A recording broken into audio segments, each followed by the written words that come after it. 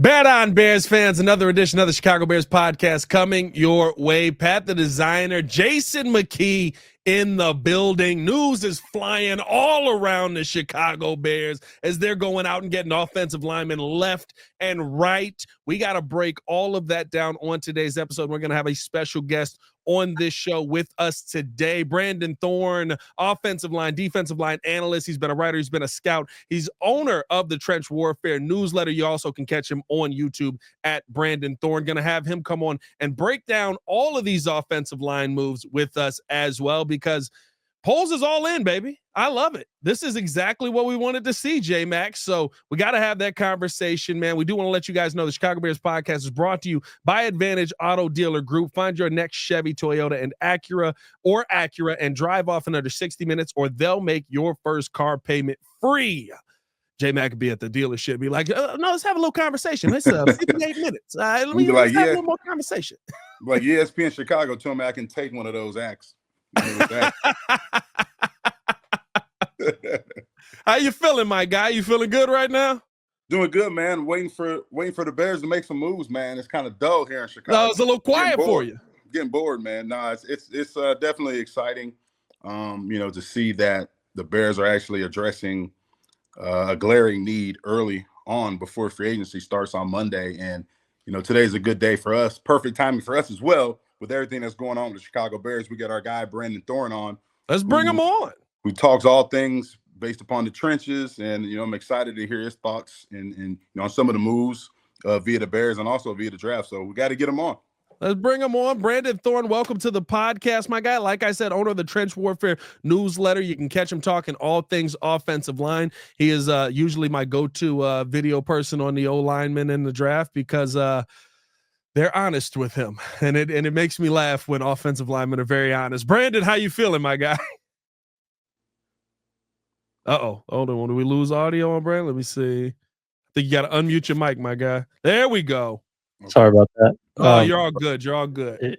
Yeah, guys. I'm excited to be here again. I appreciate you having me on.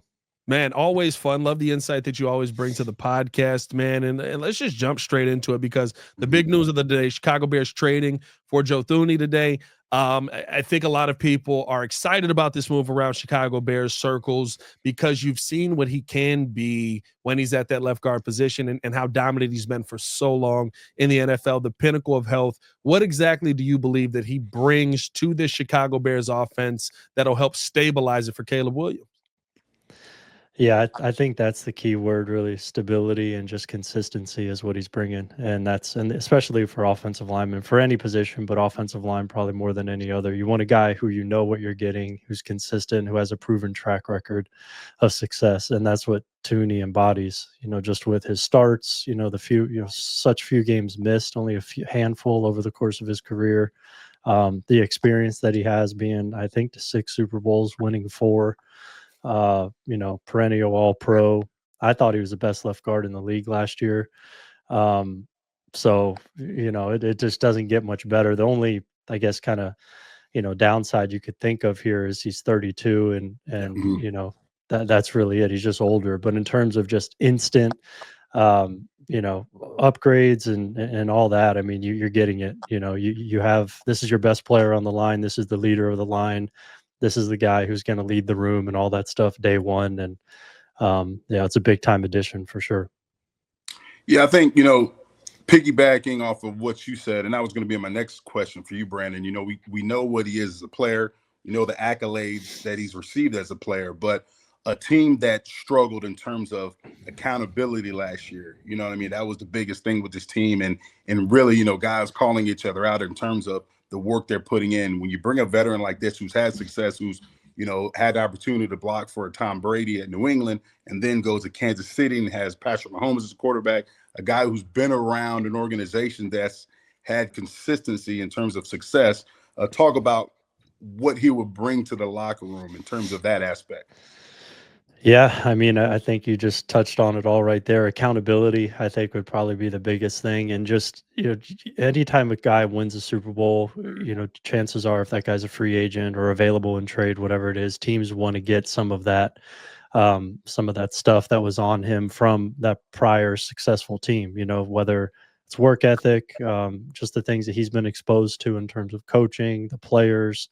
The thing with Thuney is he's won 4 Super Bowls, so he's been on a lot of different successful sorts of teams, winning in different sorts of ways. So, like, you can't get more valuable experience than I think what Joe Thuney brings, in terms of the levels of success and the variety of it that he's been associated with. So, and he's been a key part in a lot of that as well.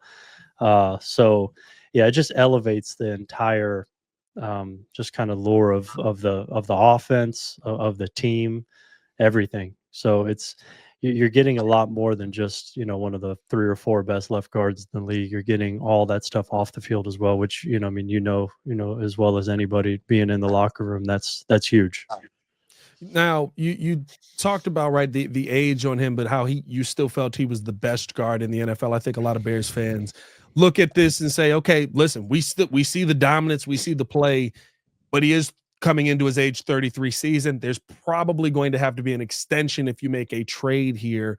When you look at his game, what do you feel he's still elite at, that is the thing that will help this Bears team get put over the top or get pushed to that next level? Ben Johnson talked about winning and winning now. What is he still elite at that helps them win and win now?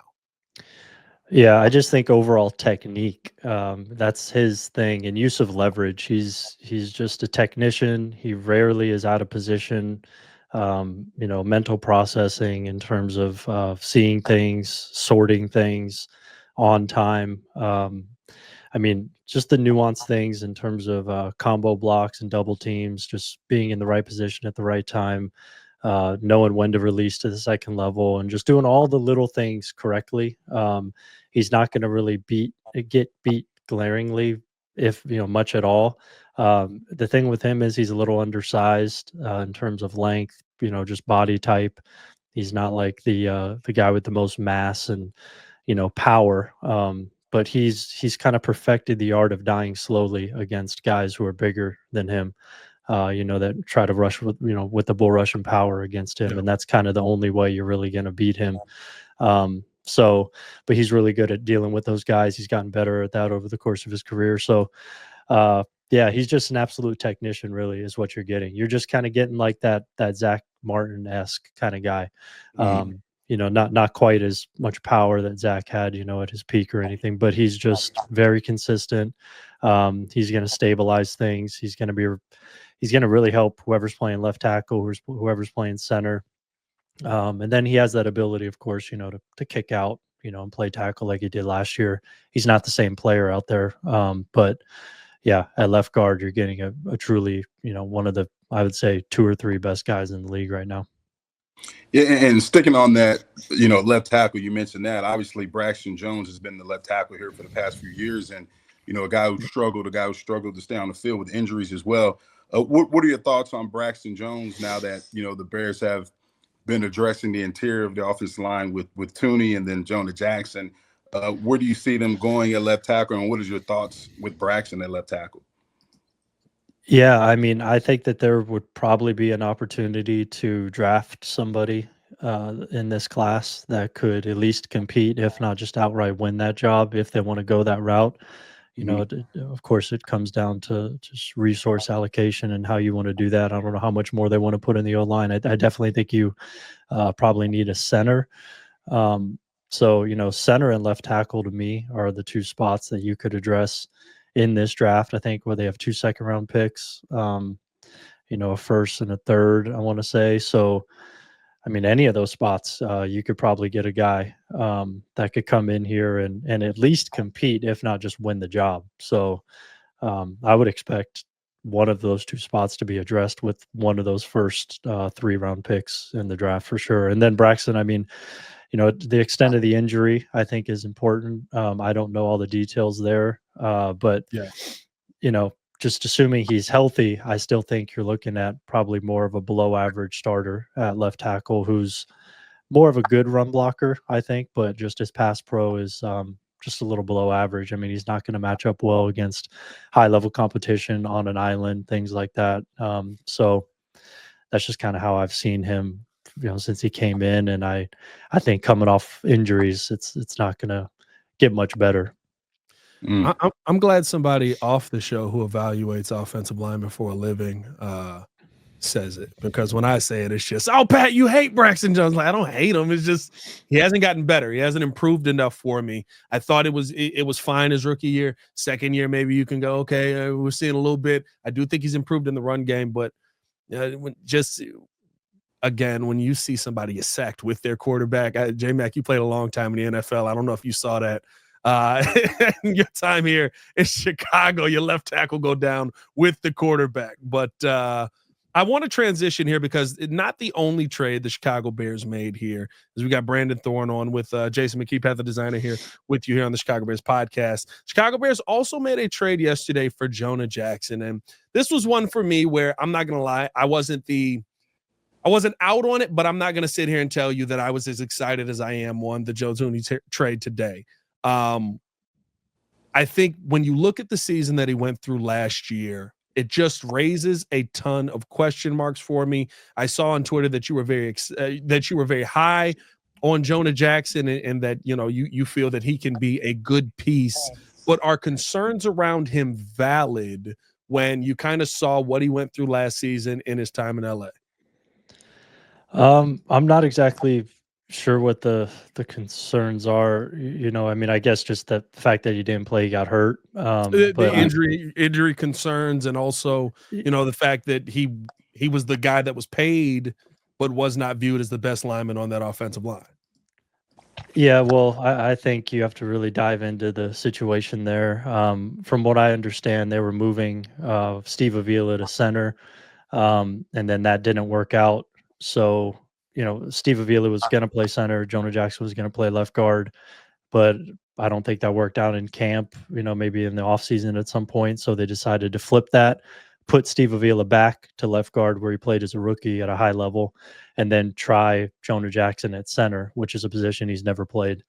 So, they were able to get bailed out of that error, I would say, on their part, due to the fact that Bo Lemmer came in as a rookie and was able to play center after Jonah got hurt and just kind of, be okay.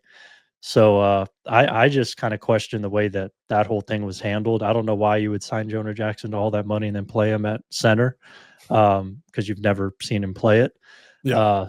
So the fact that he's going to go back to guard, that to me in of itself is just way better of a situation, because we've seen, you go to 2021, 2022, those 2 seasons, Jonah Jackson was arguably a top 5 left guard in the league, certainly top 10, easy. And 2023, he got dinged up. He wasn't quite at that level, but he was still a good player. So I think the biggest concern is really, injuries. And there's no reason you should be as excited about Joe Thuney. But his familiarity with Ben Johnson, that's huge. Ben Johnson has seen him at his best, has been the architect of the offense that Jonah Jackson played his best in. So if you're going to take a swing on somebody, I always come back to, opportunity cost. And all right, well, if not Jonah Jackson, I know who. I guess if you're going to draft a first round guard like, Tyler Booker, if you want to get somebody like that in there, or draft Will Campbell and put him at guard, that would probably be better. But, it's just how you want to spend your resources again. And if you're going to do it via free agency or a trade, I think this was probably as good as you're going to get, considering where he's going and who he's going to play for. So, and from what I understand, after this year, you could pretty much get out of the contract as well pretty easily. So it's kind of a 1-year flyer. I would take that swing, 10 times out of 10 if I was the Bears, with this situation around him. So I think that's a huge part of this as well, is just the situation. I mean, coaching, environment, what you're asked to do, what you're not asked to do, where you're playing. Those things are so huge for offensive line play. And every single year we see people say, this he's okay. And then he goes to the different situation that suits him better. Oh man, this guy's really good, and or vice versa. And it happens all the time. So I think that's a huge part of it. It's just he has to stay healthy, of course. That's obvious. Yeah, when talking about Jonah Jackson and we're talking about O-line play, and I know I'm a fan of your trench warfare and you breaking down guys and talking about their traits and really good evaluations. Talk about your evaluation of Jonah in terms of his play style. What does he excel at? What do you think his weaknesses are, and what can Bears fans get excited about in terms of him being a new addition to this lineup? Yeah, I think the biggest thing is you look at his size, 6'4", about 315. He's well built, just like well-rounded build. He has a lot of power, I would say, and Mhm. explosiveness to his game. He's one of the better athletes, I think, in movers at the position in terms of getting out in space, leading in the run game, and bringing power with him. He's not just one of the athletic, moving type of guys who can get there quickly.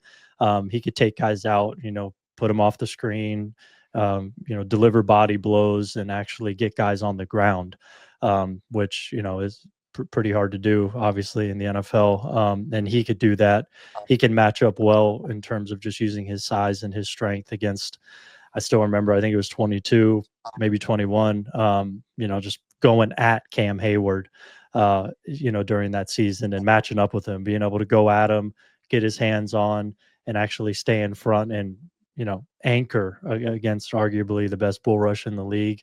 So he has that ability to at least do that. So yeah, I mean, you're getting a guy with, in terms of physical traits, that's why he was trending and in the conversation as being one of the 5 best left guards in the league at the end of that 2022 season, because his physical traits are there. They're high level, premier kind of traits in terms of size, strength, power, and athletic ability. So I think that's what you're getting, if he's healthy.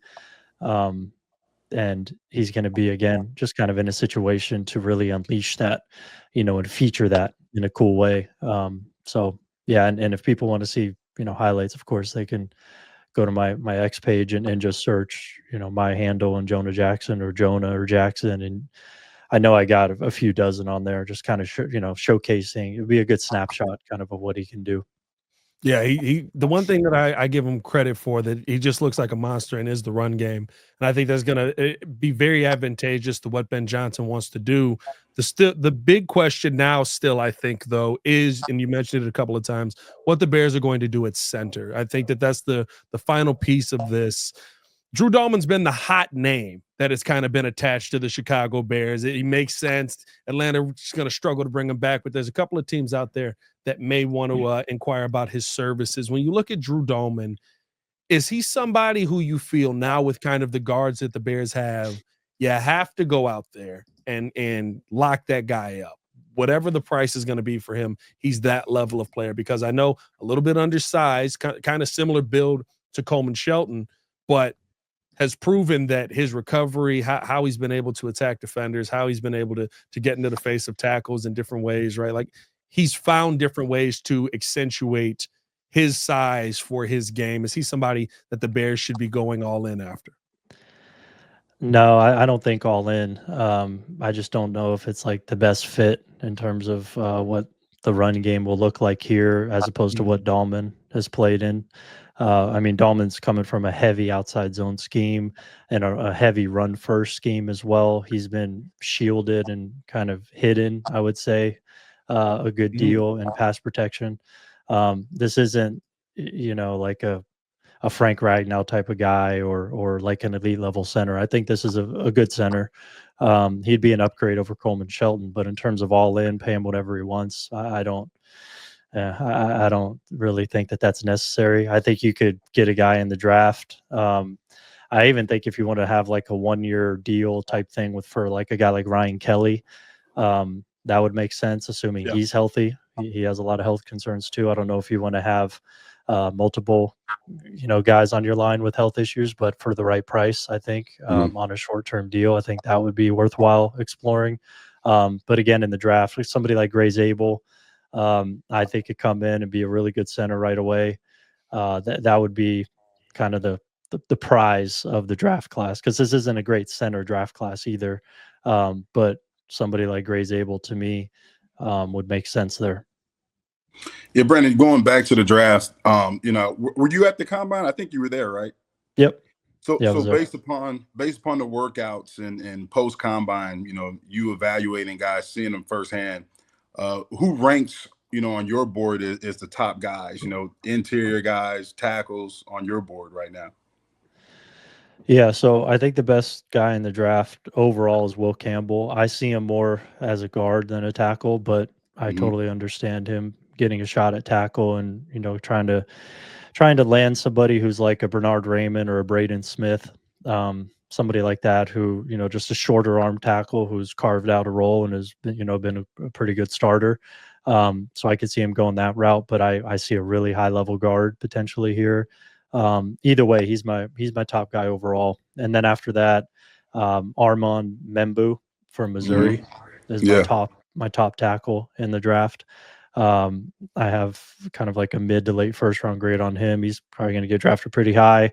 Really explosive, kind of like a thickly built, powerful dude, long arms, shorter, 6'4" and change, but he has pretty good arm length. But he's explosive and twitchy, and he's young. He's like 20, 21. So long runway there for him to get better and kind of refine some areas of his game. But yeah, he's probably my top tackle. My second tackle would be Josh Simmons from Ohio State, who I like a lot, but he's coming off a major knee injury after 5 games this past year. So there's question marks there, but extremely talented player who I like a lot. So those are my top 2 tackles kind of in their own tier. And then after that, you got some options that I think are worthwhile, like Josh Connerly, Ariante Ursary from Minnesota. Those would probably be my next 2 guys. But in terms of interior, like Campbell's my number 1 guy. And then after that, Tyler Booker, he's my top true guard in the draft from Bama, 6'5", 330. You know what you're getting with him. Just kind of like an Osiris Torrance kind of guy, Bill's right guard. Very similar sort of evaluation for me. Big, powerful, strong, tone setter, checks every box you could ever want off the field, intangible wise. Just a pretty high floor player. And then after that, it gets, pick your flavor. I think at inside, I have Kelvin Banks projected inside, the Texas left tackle. I mentioned Gray Zabel. He's my top center in the draft. Tate Ratledge from Georgia, I like a lot. Donovan Jackson, Ohio State. There's guard options. This is in terms of any position, I think guard is the strongest for this class. So with you guys being set there, it really, I think, just comes down to center and tackle. So, like I said, I think Membu, Simmons, Connerly would make sense for you guys. And then at center, Zabel. And after that, Jared Wilson is my second center from Georgia. He just tore up the combine. He's like an oversized running back, the way he's built. It's pretty crazy. He's stocky, 6'3", about 310, but he moves. I mean, he's quick as a cat. He's fast. He's explosive. He's a 1-year starter, though, so there's not a lot to go off of there. And he got dinged up last year as well. But those 2 guys, in terms of like if you're going to draft a guy in the first 3 rounds at center, those would be the 2. And then there's some later round guys as well that I kind of like if you want to go that route too. I think that you mentioned a name there that sticks out to me because the tackle position is one I've been talking about. The Bears have needed upgrade for a little while. Of course, we got Darnell Wright on the right side. Armand Membu, to me, I think is like you said, just one of the best talents that is in this draft at that tackle position. The question I have for you, though, is if the Bears were to go a route like that, do you feel like he's got the talent to be able to flip everything? Because he spent most of his time on that right side. I would assume if you're drafting him, the traits I see, how he's able to contain guys, how he's able to control guys, the footwork. I don't want to see all of that great stuff and then go, hey, bud, flip your brain around and see if you can do it over here and let's test it. It's kind of not the same conversation, but kind of the conversation about, moving Jonah Jackson around when you saw him be great at something.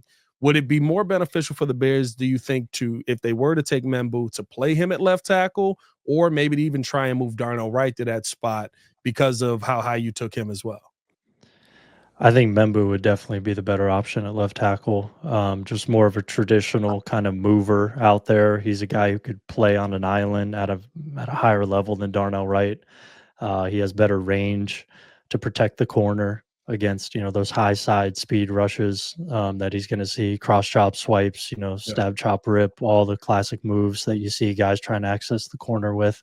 I think Membu's much better equipped to deal with that. And now that Wright is more entrenched on the right side than Membu is. I mean, Membu's obviously, coming from college. I think if you're going to do it with somebody, you do it with the younger guy just right away and just let him get comfortable over there. So, yeah, while maybe not ideal, you want to keep a guy where he's always played. I think if you're talking about this specific situation, it just makes more sense for him to play left, just because I think he's a much better athlete than Darnell Wright. Yeah, Brandon, I want to go on the other side of the ball. I want to talk about the defensive line, an area that the Bears got to improve upon. We know Montez Sweat had a down year. They just got rid of DeMarcus Walker. And then you got, a couple young guys in the stables, and Austin Booker you drafted last year. Daniel Hardy's a guy who was a free agent that made the team. Based upon what you saw out there in Indy, other than somebody named Abdul Carter, who are some of the top edge guys that you had a chance to see in action? Yeah, I think you got to talk about Shamar Stewart from Texas A&M, who he lit up the combine, tested like an elite athlete. 265 or so, 6'4", 6'5". Didn't have the big thing with him is he didn't have a lot of like sack production this year at Texas A&M, although he did lead the team in pressures, so he was able to impact the passing game of the quarterback. He just wasn't finishing at a super high level. However, the flashes are certainly there. He could play inside or out, so that would be a guy. That would be, I think, a good draft pick in the first round. Off the edge. But in terms of like true first round edge rushers after, Carter and Stewart, I'm not sure. I think you see more fringe first, second type of guys like Mike Green from Marshall, Mykal Williams from Georgia, James Pierce from Tennessee. Those would probably be, the next tier of guys that I would say. But there's other ones. I mean, Landon Jackson, Arkansas. And then interior, I think you have some pretty intriguing options as well. Mason Graham's going to be the guy who's probably going to go like top 10, top 15. But after that, I mean, Walter Nolan from Ole Miss, I think is the next best guy. He was really good at the Senior Bowl. He's, an upfield, penetrating, disruptive defensive tackle, really good quickness, natural leverage, things like that. I think he would be a nice fit as well. So those two guys stand out to me interior wise. You bring up Mike Green. He's somebody who I've seen mocks have him going as high as 8 to Carolina. He's somebody who I said if he's there at 10, I think not to say it's apples to apples, right? But it does give me that vibe of, you play at the smaller school.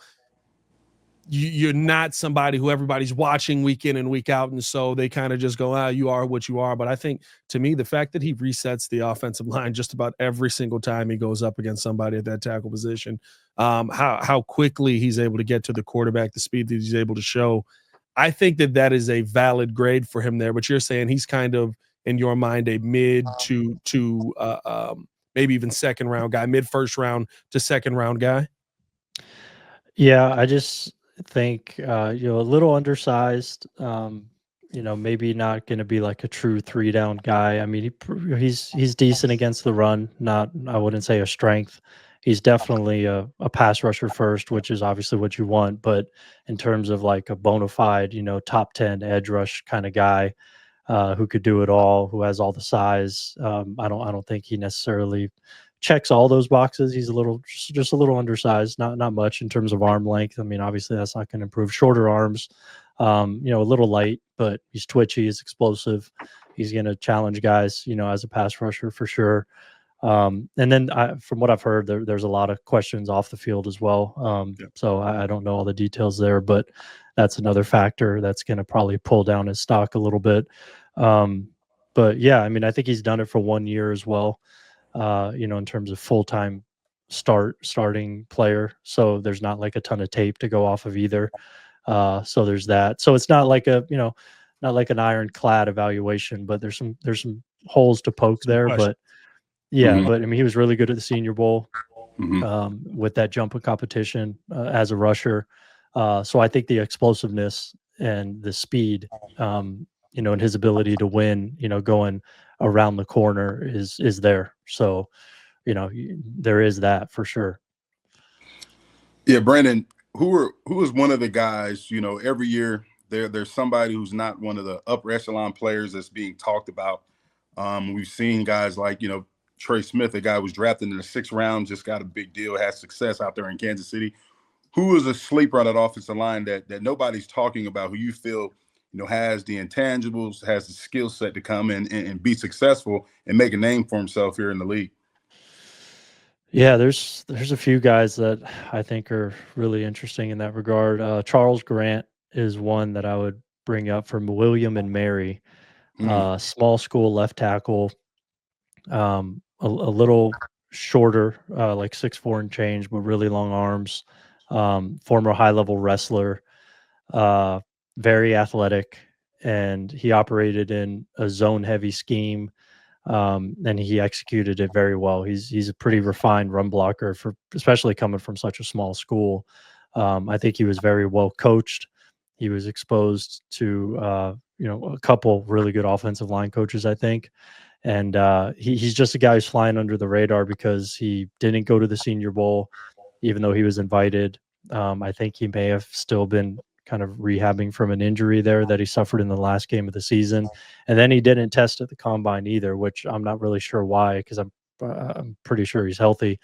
So there's some question marks there as to why those two things didn't happen. But in terms of his traits and his film, I think if you could get that guy, on day 3 or somewhere like that, I think, there's a pathway for him to eventually become a starter.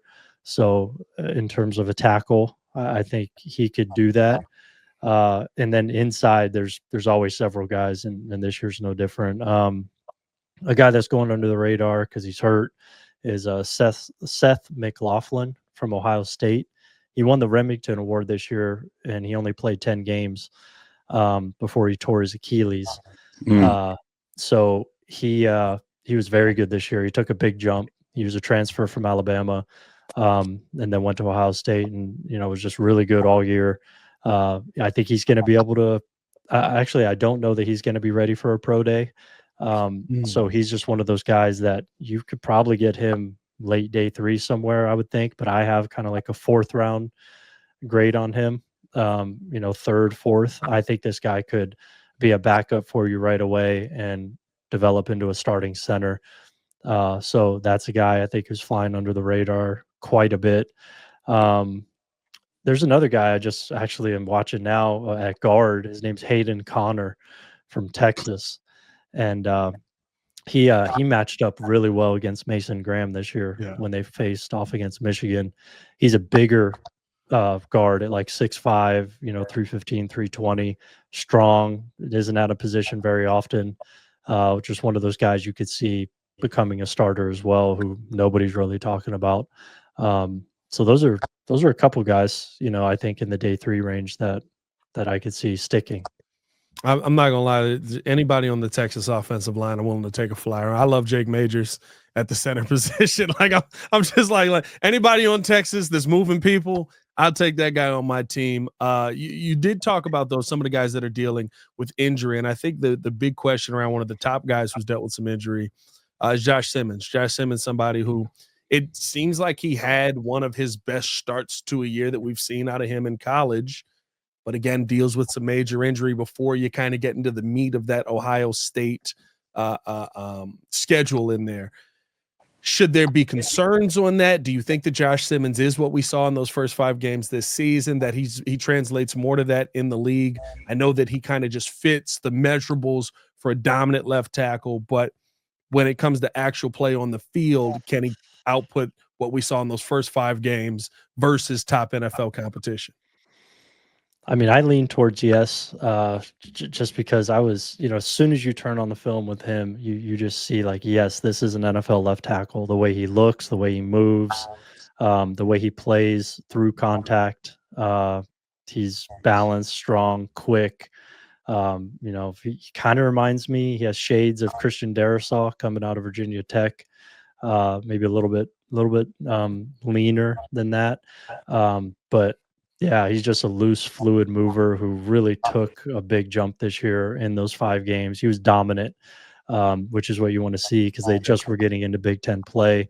The Michigan State game, I think, is probably the best one to watch in terms of the best competition he saw this year, and he was pretty dominant in that game. And then he goes down in the 5th game against Oregon. I think he played maybe a dozen or so snaps in that game, maybe 20 or so, but he was really good. He had a couple impact blocks in that game before going down. But yeah, that is the question. Obviously, he didn't get to see a lot of the best competition this year. He was much better this year than he was in 2023. So yeah, I mean, that's really the question. And then also the knee, it wasn't like a clean ACL. It was also a patella. So that, from what I've heard, is pretty tricky. It's not as, clean cut of a rehab process as it normally would be. So, but I did hear very good things from the combine in terms of his medical check. So he's at a very good spot. He told me about a month ago that he was going to be ready in May, and it sounds like he was correct. So we're going to see him have a pro day, here in the next month or so, which I think will really kind of bring him back into the fold. And, people will start talking about him again, I think, after that pro day, because I'm assuming he's going to move, just like he played on film. And at that size, it's going to be impressive. So, I mean, he's just a guy I really like still, even with the questions, especially if you're talking like first round. If you're Kansas City at pick 31 or something like that, I'd be all over Josh Simmons. So, yeah. Yeah, Brandon, I got a love-hate relationship with the combine. I call it the underwear Olympics, and I'm one of the guys that, want to see the guys run the 40-yard dash and football pads and stuff like that. And I know you were there, but what is one of the drills or your favorite drill that you feel is the most transferable in terms of offensive line play? Yeah, I don't know the exact name of it, but it's a pass protection drill where you're taking a pass set, you punch a bag, and then you power step back inside, you punch another bag, and then you vertical set out and you run out. And it's just basically, how do you look taking your pass set? Are you opening up your hips early to get to that first bag, or are you staying square? And then how are you redirecting back inside, AKA versus like a counter move type of thing where you have to, shift your body weight and move.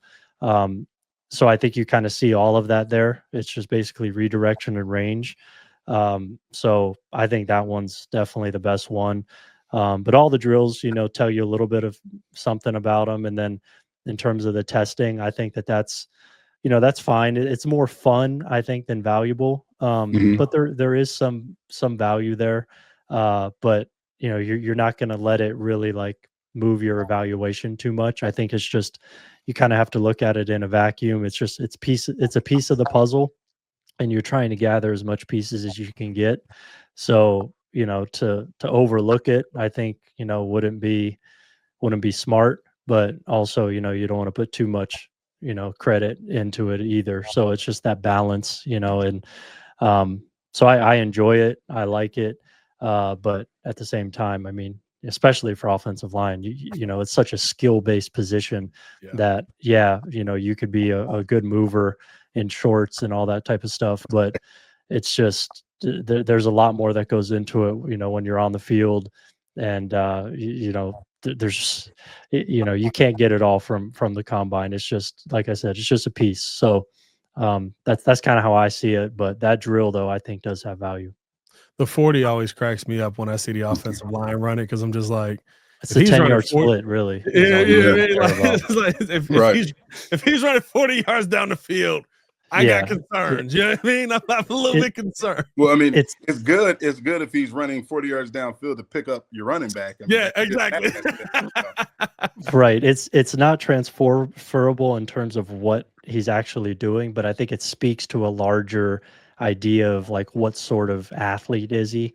But yeah, obviously, 40 yards in a straight line isn't happening. So the 10-yard split, I think, has some value there.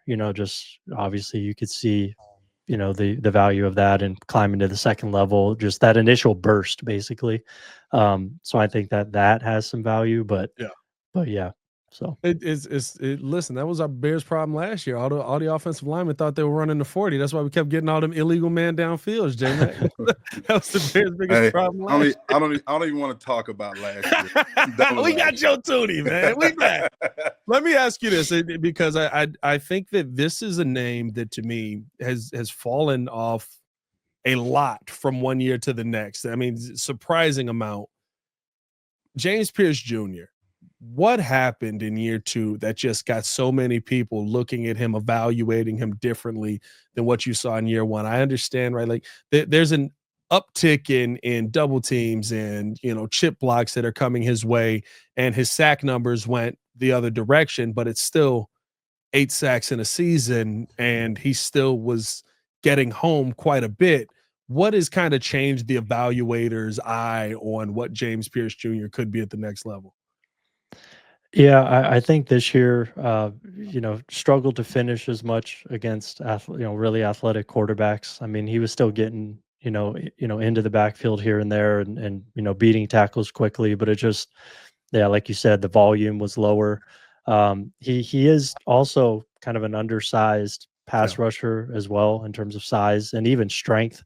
Just I would say is probably below average as well. He's kind of like a one-trick pony, so to speak, as a pass rusher. Yeah, it's all speed. And I don't know that he's like the most bendy guy either. He kind of reminds me of like Leonard Floyd coming out of Georgia. I literally have that in my notes. I'm not gonna lie to you. They are similar body types, right, Brandon? That's it. Yeah, it's the body type. Lean, long, a little undersized, not like super bendy, but kind of like a wiry kind of guy. And Leonard Floyd, I mean, he's been productive for a while. I think the other guy though. Yeah, exactly. He's not a guy that you ever want to build your pass rush around or anything like that. He's a nice part of the rotation. And I think that's kind of, how I would say I see James Pierce for the most part as well. So, that to me is not really worth a first round pick. But maybe late first, that because then it's kind of like the same thing as a second rounder. You just get that extra year on the deal at that point, as most teams have 20, 25 first round grades. So, back into round 1 maybe, but yeah, I think ideally you get him on day 2 somewhere. Yeah, Brandon, I know you're an offensive line guy, but I know you evaluating offensive linemen, you see some of the running backs in there. Obviously, I love evaluating the running backs and looking at the backs this year. I have my favorite guy, but just based upon what you saw and what you've seen on tape, who's your top back in the draft this year? Yeah, I mean, I honestly haven't seen enough to have a top guy. Guys that have stood out. I mean, the Ohio State kid Henderson has stood out just in terms of having the breakaway ability and that's third, fourth gear, to finish runs. That guy's definitely stood out. I mean, Genty obviously is what he is. He's fun to watch and breaks a ton of tackles and all that. 2,000 yards. That one's easy. But I'm really interested in honestly the Ohio State guys. Both of them, and especially Judkins, in terms of weighing 20 pounds more than Henderson and testing basically exactly the same. He's being, pretty much the same caliber of athlete with 20 more pounds on the frame. That's intriguing to me as well. And then I know the guy that we have scouting running backs likes Hampton as much, if not more than Genty. So, Omarion Hampton from North Carolina. So, yeah, I mean, who's your guy though? That's my guy. Pat's got his hands up like Hampton is his guy, but that's really my guy. Oh, okay. We can't both have the same guy. No, because you've been screaming Genty. You like Genty. I thought you liked Genty. Ooh. First off, guy. J-Mac. I thought you liked Genty. The people on this podcast know. So if I could dream the dream that I want to dream, we're not drafting a running back until the 4th round, and he's going to turn into a monster, right? I mean, I was in on Bucky Irving last season. We took a punter. So I'm not in on none of them. You know what I mean? But well, it's plenty of backs. I mean, they all had. I mean, there's plenty of backs in this draft. But I'm a Hampton guy. Like I just and me and Pat was talking before the pod. The funny thing is, is when you look at height, weight, and speed, and the comps there to me is Matt Forte, and that's what me and Pat was talking about. I even think they ran the same time in the 40. I got to get verification. 4.46. Yeah, I got to get Matt. Forte will probably say he ran 4.3, but I'm gonna. we got to get unofficial time, dog. But I mean, in terms of height and weight, I think playing style, I see Matt Forte, who obviously was one of the best to do it in the Bears uniform. So that's what I see. But I do like his game. I think it's what he does will be transferable depending on what type of offense he goes to. Schematically, what are they going to use him in terms of the run game? He's going to be more of his own guy, gap scheme, stuff like that. But I think he can do both. I think he can, he's an all-around back that'll excel. So that's my guy, Hampton. Man, speaking of Hampton, though, when you watch his tape, they have a right guard there named Willie Lampkin. Have you heard of this guy? No, I didn't hear him. Okay. So Willie Lampkin, I mean, this is a guy who's fun to talk about because, I mean, he's tiny. He's 5'10", 280 pounds. Oh, wow. He played right guard for North Carolina this year, and the dude's tape is phenomenal. Wow. And then he went to the Senior Bowl, and he was one of the best players there. So to me, I mean, it's like, I think this guy is draftable, and I think you could probably, worst case, find a role for him similar to like a Pat Ricard. Yeah. Kind of that do-it-all, fullback, H-back kind of guy. But, man, I mean, I'd at least let him get some snaps at center and just see, is he holding up against NFL guys? Because, I mean, this guy's tape was legit. And I think a lot of people have said that when they watch Hampton, they can't keep their eyes off the right guard because he's springing holes left and right for Hampton. It's just a fascinating dude because he's so small. So it is. He was one of the guys that I looked at and I was like, I think if the Bears could get him in a later round, I wouldn't be mad at. The part that it does, and I don't know if this plays into the evaluation, but the biggest question I had was how much weight can he actually add on and still keep that speed? Because that's the thing about it. Not only is he opening holes, he's leading the way. And I think that to me is the part where can you get him to that 290? 290 at PFF lists him at 290 now. I don't know if that's if he was 276 at the Senior Bowl. Yeah. So they got, oh my God, they got him 276 at the Senior Bowl. And he was out there stoning guys. So it's like, that's crazy. Yeah, can you get him to 290 and he still maintain the speed? And he has to be able to snap because he's not playing guard. So if he could play center, that's it's a possibility. And the thing is, if you let him go undrafted, there's going to be a lot of competition for him. So I say, just if you could get him in the 7th, why not?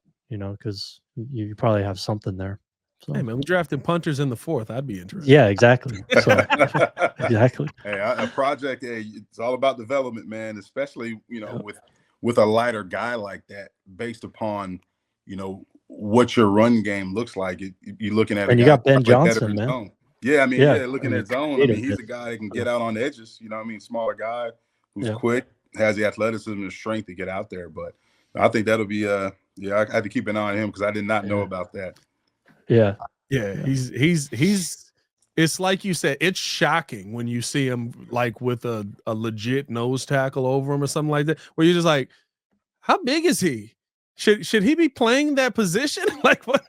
It is funny to see. Brandon, we appreciate you taking the time out of your day to come on and talk offensive line with us. This is always one of my favorite podcasts of the year because I found a video of me 4 years ago, or no, was it 2022, begging Ryan Poles to draft offensive lineman for Justin Fields. 3 years later, we're finally getting there. 3 years later, new quarterback, new coaching staff, entire new regime in the building. We're starting to get those offensive linemen. So I appreciate you taking the time out to join us. Let the people know where they can find you at, where they can follow you at, and what you got coming up next.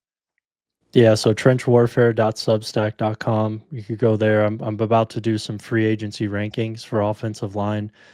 Do that every year. So that'll be coming out shortly. And then I'll have another film room with a college prospect coming out next week. That's going to be Tate Ratledge, Georgia's right guard. So I do a lot of the film room rankings for my Substack, and then Bleacher Report. If you want to see a scouting report on any offensive lineman in the draft, you can find it there. Make Yes, sure to tap it. Oh, go ahead. Yeah, I would say make sure, you know, all the viewers, make sure you go out there and subscribe to Trench Warfare. I mean, Brandon does tremendous work. He's growing the game. You know, his evaluations are always on point. So make sure you subscribe if you want good insight. And Brandon, like always, we appreciate your time. We appreciate your insight, man, and look forward to having you back on. Yeah, absolutely. After the draft or something, we'll have to do it. Let's do it. Let's Yes, absolutely sir. do it. For Brandon Thorn and Jason McKee, it's your boy Pat the Designer back at it again. Make sure that you guys are back here tomorrow as we have more breaking news, more breakdowns of what this Bears team needs to do. Hit that like button, subscribe to the page, leave a 5-star review. Y'all know what to do. Y'all stay safe out there, Chicago. Bear down. One love. Joe Thuney. Take it. Peace.